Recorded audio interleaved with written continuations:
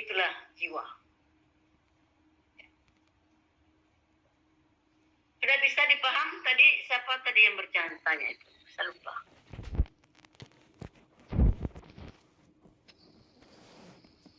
Iya Bu, makasih. Ya, ada lagi? Ya, bagus ya, saya senang kalau bertanya. Saya Bu. Nah, Bu, kenapa Bu? Manusia punya hawa nafsu sementara malaikat tidak? iya. Atas nama Nur Alif Hidayatullah Bu. Nur Alif Hidayatullah. Kenapa manusia itu punya nafsu, sementara malaikat tidak? Ya. Itulah kekuasaannya Allah membedakan antara ya berbagai macam ciptaannya. Ya. Hah? Sekiranya manusia mau sama dengan malaikat, bagaimana mau bedakan? Yang mana malaikat, yang mana manusia? Ya.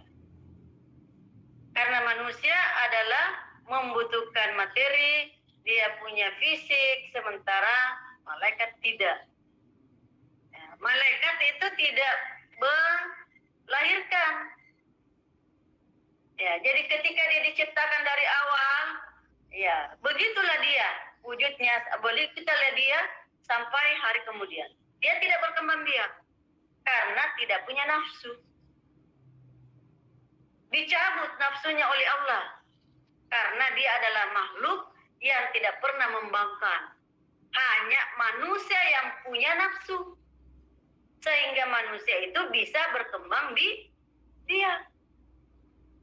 Ya. Andaikan ya manusia tidak punya nafsu, ya. Ketika Allah menciptakan Adam itu, dia laki-laki, ya, tidak ada lagi keturunannya Adam, hanya Adam sendiri menghuni dunia. Ya, tetapi di sinilah keadilannya Allah. Ya. Bahwa manusia itu membutuhkan makan, membutuhkan ini, ya punya keinginan, ya sehingga ya dia bisa berkembang biak. Makanya diciptakanlah laki-laki dengan perempuan. Itu adalah kehendak Allah yang tidak bisa ya dipungkiri. Itulah kita beriman kepada qada dan qadar. Ada sesuatu yang bisa dirubah dan ada yang tidak bisa dirubah. Itulah sudah takdir. Ya, diciptakannya manusia laki-laki dan perempuan berpasangan sehingga punya keinginan, punya nafsu, ya melahirkan keturunan. Sementara malaikat tidak. Itulah keistimewaannya dari manusia dibandingkan dengan malaikat. Ya, meskipun kita tahu malaikat itu tidak pernah membangkang, tidak pernah dia ya tidak tidur, tidak makan, tidak melahirkan, tidak butuh rumah, tidak butuh pakaian dan lain sebagainya. Ya, hanya dalam tataran keyakinan kita yakin kepada adanya malaikat. Ya, tetapi tidak pernah lihat. Ya. Tetapi kalau sekarang, ya saya katakan, apakah kamu mau melihat malaikat? Mau melihat malaikat? Mau. Samanya dengan setan. Mau lihat setan? Mau tidak? Ya. Pernah lihat? Tidak Bu. Tidak, masa tidak pernah. Pernah lihat malaikat? Tidak Bu. Iya. Tidak. Jadi Tidak, kalau Bu. kita mau lihat malaikat, maka lihatlah dirimu. Mau lihat Kalau lihat setan Bu. lihatlah dirimu. Kenapa? Karena kita sudah yakin. Ya Allah di dalam kehidupan kita didampingi oleh para malaikat. Ada malaikat ya pencatat amal kebaikan dan ada amal keburukan. Berarti ada malaikat, ada setan. Kapan manusia itu berfungsi sebagai malaikat? Pada saat dia melakukan kebaikan. Jadi kalau dia sholat, dia menolong orang, dia adalah malaikat.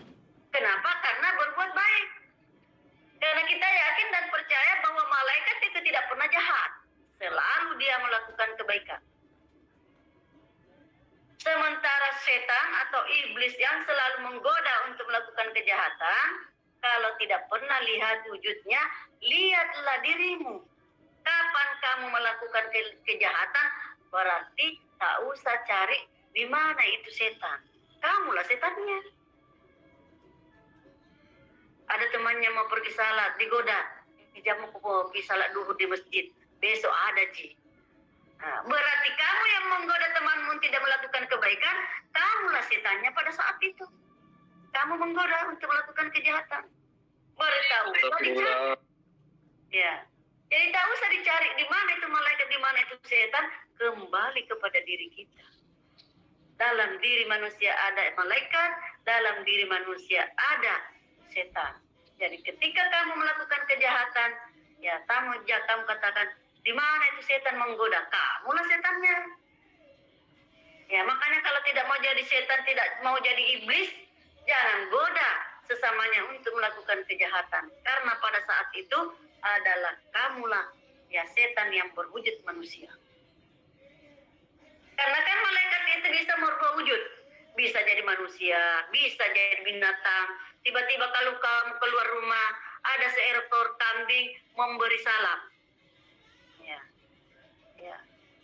Sama halnya dengan burung beo ya, yang dipelihara, yang dilatih. Ketika ada tamu, ya ada tamu, assalamualaikum. Ya. Berarti burung beo itu ya karena dia melakukan kebaikan, dialah malaikat. Ya. Tetapi kalau ada manusia ketika kita keluar ya menjamret, membunuh, dialah iblis, dialah setan yang bisa menjahati orang. Ya, tidak usah takut kalau keluar rumah bahwa ada ada keramat-keramat. Yang ditakuti adalah manusia yang berwujud setan. Nah, itulah yang ditakuti itu. Kan kalau yang malaikat iblis tidak ada wujudnya, tetapi yang berwujud menjadi setan di dunia adalah manusia. Ya. Manusia. Ya. Kita keluar, ya ada yang menghadang di jalanan. Ya. Manusia. Ada orang yang mabuk-mabukan menjahati orang. Manusia. Ya. Itu yang ditakuti itu. Ya kalau semacam ya makhluk halus ya kita tidak tahu ya. Kalau memang kita yakin bahwa ada namanya makhluk gaib, tetapi kan tidak nampak wujudnya. Bagaimana menjahati kita karena kita yakin bahwa tidak ada wujudnya? Yang ada wujudnya adalah manusia. Manusialah yang menjahati kita. Nah, dialah setannya yang bisa menjahati manusia. Bisa dipahami tadi? Siapa tadi yang bertanya? Sudah paham? Iya Bu, bisa aja Bu. Iya Bu. Jadi kalian ya tanamkanlah diri kamu bahwa sebenarnya paling saya ini adalah malaikat. Ya, maka selalulah melakukan kebaikan sehingga kamu berjiwa malaikat. Ya, jangan selalu menanamkan kejahatan karena kamu selalu berniat untuk melakukan kejahatan, berarti kamu adalah wujud manusia setan yang berwujud manusia. Oke? Ya. Kita masuk ke persoalan yang kedua. Masuk kepada siapa itu Tuhan. Karena kita sudah tahu mengenal diri ya manusia, maka siapa itu Tuhan? Kira-kira ada yang mau mengemukakan pendapat siapa itu Tuhan?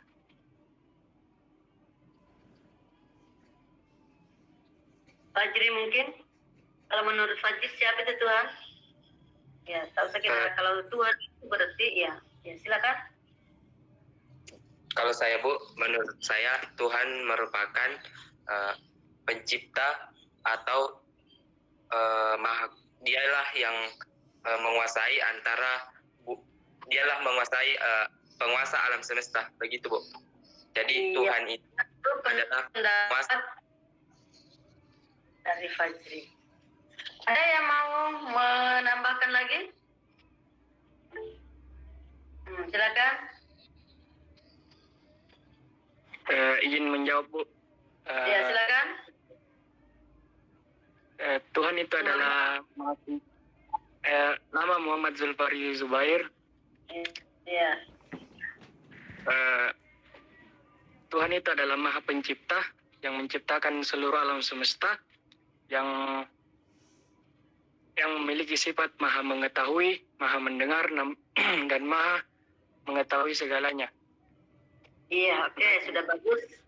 Sudah bisa dipahami ya. Berarti Tuhan itu adalah Zat Pencipta. Dia tidak pernah diciptakan. Wal awalu wal akhiru. Ya, tidak ada awalnya dan tidak ada akhirnya. Ya. Berarti kapan ada yang menciptakan berarti bukan Tuhan. Yang dia adalah pencipta, apa yang diciptakan disebut dengan makhluk. Berarti Tuhan itu di atas segala-galanya. Tidak ada yang bisa mengetahui zatnya Allah. Kapan ada yang mengetahui zatnya Allah berarti karena tidak bisa kita perwujudkan dengan sesuatu yang diciptakan. Hanya kita bisa mengetahui sifatnya. Ya, sifat-sifat Allah sudah tahu, tak? Ya. Bagaimana sifatnya Allah, sifat wajibnya? Al-wujud ada. Apa buktinya Allah itu ada? Ya, karena ada ciptaannya. Ya, seluruh alam, seluruh langit dan isinya. Ya.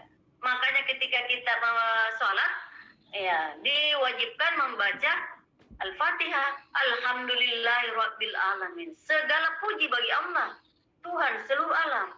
Berarti yang dipuji di sini adalah Allah karena Dia adalah pemilik segala apa yang ada di dunia. Seluruh alam. Bagaimana luasnya alam? Adakah yang tahu bagaimana ujungnya langit? Adakah yang tahu ujungnya tanah? Adakah yang tahu ujungnya angin? Tidak ada. Kalau angin itu menempati semua ruang. Tidak ada. Ya, mau yang tersembunyi mau apa ya? Ada ruang. Ya, ditempati semua. Ya, Maha Kuasa. Kekuasaannya Allah seperti apa? Ada pada kekuasaannya. Ya. Kalau katakan Allah punya tangan, tangannya Allah seperti apa? Ya, Allahu Akbar. Kebesarannya Allah itu seperti apa? Muhalafatul lil hawadits. Qiyamu binafsihi. Ketika dia mau menciptakan langit, dia tidak butuh kepada makhluknya. Dia menciptakan dengan sendirinya. Dia hanya katakan kum, fayakum, maka jadilah. Ya. Jadi tidak ada yang bisa mengetahui bagaimana zatnya Allah, tetapi sifatnya hanya kita bisa ketahui, ya, sifatnya. Allah Maha Mengetahui. Bagaimana pengetahuannya Allah? Ya. Bagaimana banyaknya manusia di dunia, banyaknya tumbuhan, banyaknya binatang. Bagaimana dia mengetahui bahwa binatangnya mati di Makassar, binatangnya mati di Jakarta, ya, daunnya jatuh di Jakarta, daunnya jatuh di negara lain, dan lain sebagainya. Bagaimana dia mengetahui kalau punya keterbatasan? Ya, tidak sama manusia. Pengetahuannya manusia itu terbatas. Saya tidak tahu apa yang ada di lingkungan kamu. Yang tahu di lingkungan kamu itu adalah kamu sendiri karena kamu yang lihat. Tapi kalau saya tidak bisa melihat. Kenapa? Ya, saya tidak punya. Ya, saya keterbatasan kemampuan untuk melihat. Ya, tetapi Allah Maha melihat walaupun itu di dalam hati seseorang dia lihat. Walaupun baru kita merencanakan dalam hati, Allah sudah dengar. Ya, kenapa? Karena Dialah yang menggerakkan kita. Dialah yang memberikan kekuatan kepada kita. La haula wala quwata illa billah. Tidak ada kekuatan selain kekuatan Allah. Kita hanya dititipkan semua kekuatan. Tidak bisa tangan bergerak kalau tidak diizinkan oleh Allah, diberikan kekuatan untuk bergerak. Kita tidak bisa berjalan kalau tidak diberikan oleh Allah, ya, hati untuk berjalan, ya. Kemudian kaki untuk diangkat, tenaga. Ya, tidak bisa tenaga, ya, berjalan kalau tidak makan. Ya, tidak sama dengan ciptaan-ciptaan lainnya, ya, seperti malaikat. Ya, tidak ada wujudnya. Maka disitulah dikatakan bahwa, ya, Allah Maha Kuasa. Kekuasaannya itu, ya, kita lihat segala ciptaannya. Ya, langit dan bumi segala isinya, bagaimana kuasanya Allah meninggikan langit, bagaimana kuasanya Allah menghamparkan bumi. Maka Allah katakan, siapa di antara hambaku yang ingin mengenal Tuhannya, maka kenalilah dirimu, kenalilah ciptaanku. Ya, sudah kenal dirinya? Sudah kenal? Ya, mulai dari ujung rambut sampai ujung kaki. Siapa yang memberikan saya rambut? Bagaimana kekuasaannya Allah ini menata rambut ini? Bagaimana kekuasaannya Allah menempatkan mata pada tempatnya? Bagaimana? Ya, Allah berkuasa memberikan kita gigi, tidak pernah panjang gigi kita. Adakah orang yang sampai 100 tahun umurnya, giginya sampai dijadikan tongkat? Tidak ada. Bagaimanapun usianya orang itu, giginya itu tetap ya seperti itu. Ya kalau sudah ya 50 tahun, 60 tahun ke atas, ya giginya itu tidak panjang tetapi copot. Tahu? Ya sudah mulai copot karena sudah tua, sudah lama dipakai. Ya, tahu? Ya, itu kekuasaan Allah yang dijadikan bukti bahwa betul-betul Allah itu ada. Nah, disinilah cara kita meyakinkan diri untuk mengenal Allah, bahwa Allah itu ada. Kebesarannya Allah itu tidak ada yang bisa menandingi kebesarannya. Tidak akan jatuh sehelai daun ya dari rantingnya tanpa seizin Allah. Nah, maka disinilah gambarannya manusia mengenal Tuhannya dengan mengenal segala ciptaan yang Allah ciptakan di dunia. Ya, Allah menciptakan segala sesuatunya tidak akan sia-sia. Semua ada hikmah. Dengan adanya manusia yang diciptakan oleh Allah, beraneka ragamlah disiplin ilmu, lahirlah berbagai macam disiplin ilmu, lahirlah berbagai macam produk-produk yang dibutuhkan untuk manusia. Ya, persoalan rambut, ini rambut sangat kecil. Ya, ini diciptakan oleh Allah. Tetapi kalau kita pikir, kalau kita hitung-hitung berapa macam produk yang kamu konsumsi, persoalan rambut saja yang diciptakan oleh Allah. Ya, ada yang ya bikin sampo, ada yang bikin minyak rambut, ada yang bikin ikat rambut, ya ada yang pewarna rambut, ada yang ikat-ikat rambut, ya. Ini persoalan rambut 1001 macam disiplin ilmu yang lahir untuk menciptakan sesuatu yang berkebutuhan dengan rambut. Nah, maka bagaimana kuasanya Allah? Ya. Dengan adanya rambut yang diciptakan oleh Allah, pemikiran-pemikiran manusia itu ya muncullah beraneka-ragam disiplin ilmu. Ya, mulailah muncul sarjana-sarjana kedokteran yang membidangi dalam bidang ya tertentu, ada gizi, ada THT, ada dokter ya interna, banyak dokter umum, ada kulit, ada tulang, ya macam-macam lahirlah disiplin-disiplin ilmu di berbagai bidang dengan adanya ya anggota tubuh manusia. Jadi kalau sakit mata jangan pergi ke ya dokter ya telinga. Nah, itu tidak ditemukan itu. Ya kalau dokter mata ya pergi ke dokter mata. Ya kalau dokter THT, yang mana itu THT, telinga, tenggorokan, ya apa lagi? Hidung. Ya THT, telinga, hidung, tenggorokan. Nah, itu kan nyambung antara telinga, hidung dengan tenggorokan. Itu biasanya kalau kita influenza itu tenggorokan juga terasa. Telinga juga agak ya mulai. Karena itu tersambung, makanya itu dokter THT. 3 yang ditangani di situ. Telinga, hidung, tenggorokan. Ya, itu tadi ya. Siapa tadi yang bertanya itu?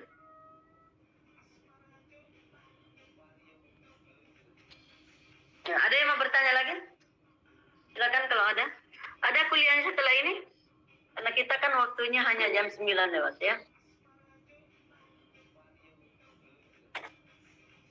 Iya, Ibu. Saya, Bu. Ya. Silakan satu orang lagi yang mau bertanya. Saya Ibu. Ah,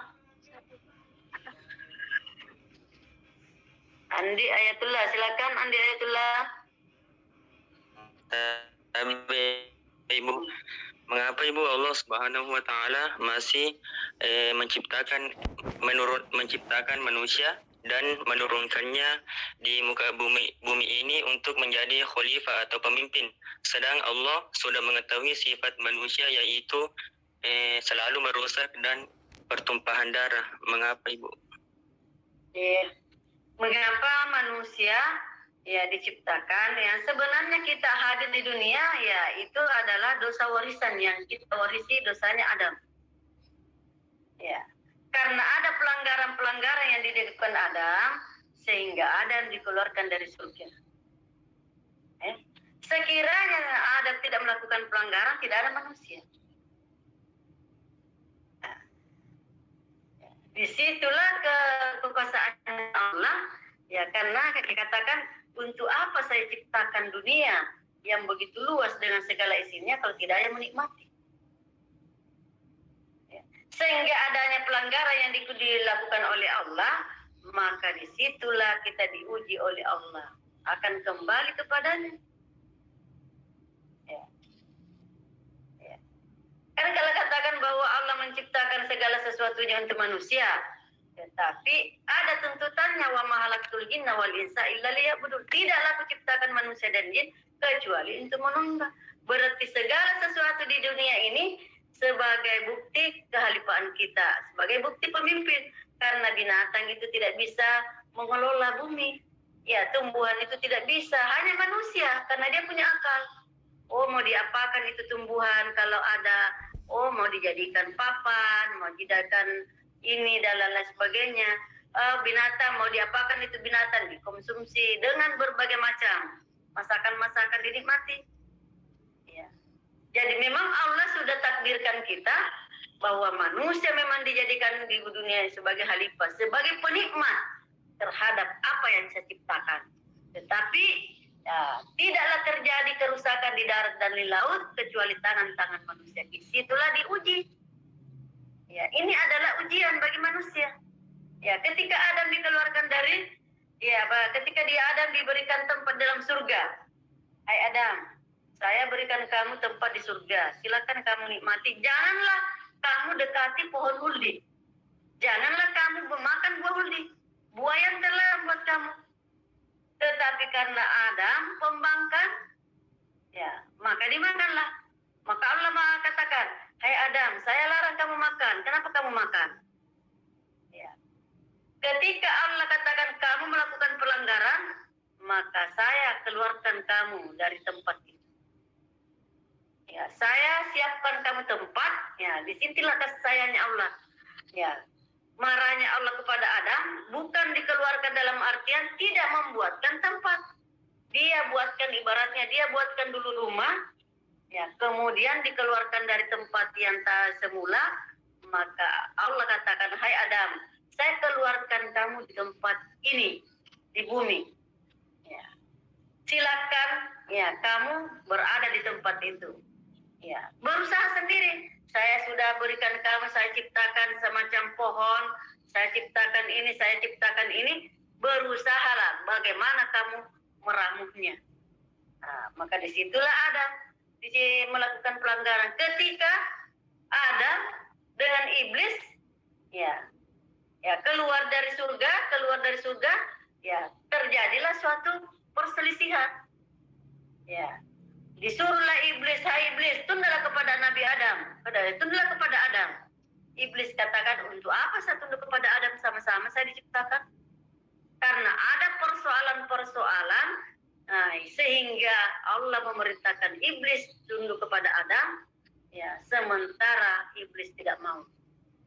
Ya, membangkang lagi iblis. Sampai hari kemudian tidak pernah dia mau jadi Ya, orang yang bertobat, ya, ciptaan yang bertobat selalu dia menggoda. Nah, memang diberikan kebebasan kepada Allah, hai iblis, karena kamu tidak mau tunduk kepada Adam, sampai hari kemudian itu kamu akan sifatmu itu menggoda, melakukan kejahatan.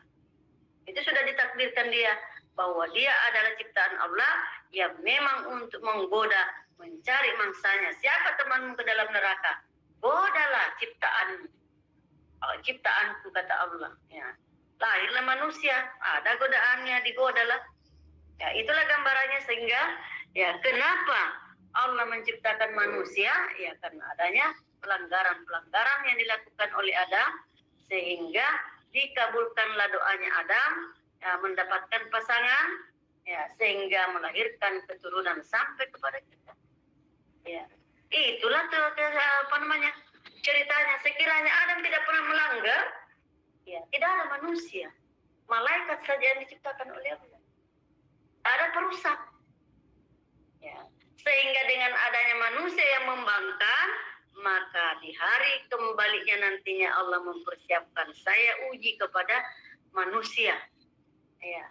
Ada yang taat, ada yang pembangkang, sehingga tempat ini disiapkan 2 tempat. Bagi manusia yang taat, saya persiapkan surga. Bagi manusia yang tidak taat, saya persiapkan tempat yang sesuai dengan perbuatan-perbuatannya. Kalau dia merusak, ya ada tempat. Kenapa kamu rusak binatang saya? Kenapa kamu rusak alam saya? Semua nanti akan dimintai tanggung jawabnya. Karena kita adalah sebagai pemimpin dari semua ciptaan-ciptaan Allah di dunia. Sehingga ketika kita meninggal nanti, ditanyalah satu persatu. Umurmu sekian, pernahkah kamu beri makanan kepada tumbuhan? Pernahkah kamu memberi makanan kepada binatang? Ya, pernahkah kamu pelihara rambut yang saya berikan? Pernahkah kamu melakukan kebaikan? Nah, kalau kamu melakukan kejahatan, oh ini bagianmu karena kamu jahat. Ya, itulah namanya ada surga dan ada neraka. Surga tempat bersenang-senang, neraka tempat menyedihkan. Tinggal manusia memilih tempat yang mana yang kamu senangi. Silakan kamu pilih tempat sesuai dengan usahamu. Ya, tempat itu tidak akan bisa diperoleh tanpa dengan usaha. Kalau saya tanya di sini, mau masuk surga semua? Tidak ada yang pilih ke neraka. Tetapi hanya tanda tanya pada dirimu. Bagaimana meraih surga itu? Bagaimana memperoleh tempat itu? Perlu tabungan yang banyak. Tabungan apa yang banyak di dunia? Tabungan amal. Bukan tabungan depositonya yang banyak. Katakan banyak deposito saya mau beli BTN nanti di surga. Ya, tidak ada. Ya, deposito yang kita tanam untuk surga di sana adalah wakafkan. Ya, tanahmu untuk kebaikan, wakafkan ilmumu kepada orang lain, sedekahun jariyah. Ya, itulah deposito yang tidak akan habis. Ya, bunganya sampai kita meninggal dipetik. Ya. Itulah mungkin yang penjelasan saya singkat saya. Siapa tadi Andi Ayatullah ya? Ibu. Bisa dipahami? Ya, saya kira mungkin kita dibatasi oleh waktu ya. Ya, mungkin saya cukup karena kalian mungkin ada kuliahnya sudah jam 9, sudah setengah 10. Ya, tinggal 3 menit. Ya, setengah 10. Ya, saya kira mungkin cukup sebelum kita berpisah room ini. Ya, saya hanya menyampaikan bahwa untuk minggu depan, ya kita sudah mulai presentasi kelompok. Jadi sekarang, ya kita saya akan memberikan tugas kelompok. Jadi masing-masing kelompok itu beranggotakan 3-4. Ya, dan setiap kelompok 1 orang presentase setiap pertemuan. Ya, jadi saya sudah bagi kelompok saya hanya tidak tahu kalau kalau yang saya bagi itu ada yang keberatan mau pindah di kelompok yang lain, ya saya tidak tahu. Ya. Karena jangan sampai saya berharap ya kalian membagi kelompoknya. Tunggu dulu saya share ya. Ya kalian bisa lihat.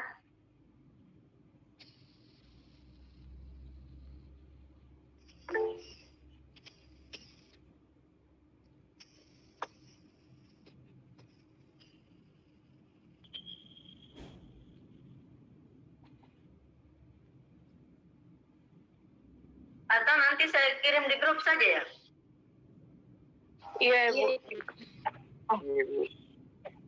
Nanti saya kirim di grup saja nama kelompoknya ya. Ya, jadi kalau ada yang keberatan ya terhadap pembagian kelompoknya, ya mau pindah di kelompok lain ya silakan. Yang penting Anda ya punya ya kesepakatan. Ya. Ya, jadi ya baiklah kalau begitu ya insya Allah nanti saya kirim di grup ya nama-nama kelompoknya, kemudian materi yang akan ditugaskan setiap kelompok. Jadi membuat makalah, kemudian ya makalahnya itu tidak terbatas sampai berapa halaman, mau 5 halaman, mau 10 halaman. Tergantung daripada kemampuan kamu mendapatkan informasi, mendapatkan pembahasan terkait dengan materi itu. Ya jelasnya di dalam materi itu ada apa, siapa, mengapa, bagaimana, ya kapan, ya kalau membutuhkan waktu dan lain sebagainya itu ya kamu jelaskan di dalamnya. Ya nanti presentase baru PowerPoint-nya yang ditampilkan saja. Pada saat kamu ya presentasikan, ya, membuat PowerPoint, ya tinggal poin-poinnya saja yang dibaca, bukan lagi makalah yang baca, tetapi poin-poin dari makalah. Kemudian aturannya sebelum presentase, ya dimasukkan di grup lebih awal supaya temanmu bisa baca apa yang kamu tulis, sehingga pada saat diskusi nantinya kelompok-kelompok yang lain sudah siap untuk menanyakan atau memberikan. Ini modelnya kita diskusi ya, bukan debat. Jadi bukan untuk menjatuhkan teman, bukan untuk menguji teman, tetapi kita sharing pendapat. Ya, oke? Tidak ada lagi persoalan, tidak ada lagi masalah. Jadi saya kira mungkin cukup ya pertemuan kita pada hari ini. Baiklah, kita bisa bergeser di room ini dengan menutupnya dengan membaca Alhamdulillahirrahmanirrahim. Assalamualaikum warahmatullahi wabarakatuh. Waalaikumsalam warahmatullahi wabarakatuh. Terima kasih, Bu. Waalaikumsalam warahmatullahi wabarakatuh. Ya. Iya, Bu.